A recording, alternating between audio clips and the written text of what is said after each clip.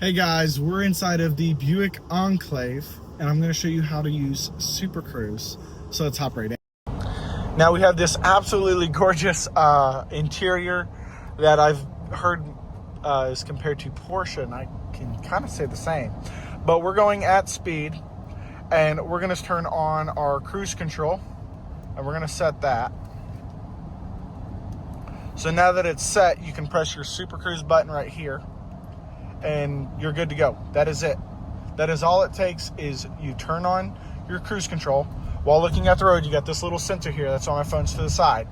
But it's detecting your speed, and then I'm going to turn the turn signal on. It's going to look for a spot, and it's going to go ahead and find it. Now, it will pass for you if that option is on. It will never turn into the right lane. Now I'm going to go ahead and put it into the right lane because I will be exiting soon.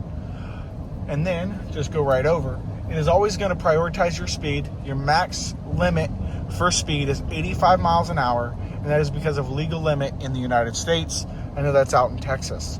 But Super Cruise is very intuitive. It works like 99.9% of the time. I've never had an issue, except for, exit lanes, which is where it does not work, and that's for safety reasons. Now, once again, it's looking for an opening, and we're about off the highway here. Didn't last long, and it's going to do it all for us. Once again, no hands on steering wheel, nothing like that. This little guy right here is just reading. I'm going to start to apply the brakes because I am turning over, but then it does say hands-free turning off. Now that is your Super Cruise. Now I am continuing to drive here, so I am keeping my eyes on the road, but the Super Cruise is supposed to help reduce driver fatigue.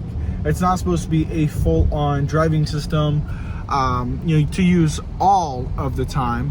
Now, the Tesla Autopilot, I've seen some things with that. Pretty good, very in the moment kind of thing. Super Cruise is all pre-planned before you get there because the roads are already mapped up to 750,000 miles as of today. We're in 2025 currently. But I know GM's continuously working on making more roads compatible with the Super Cruise.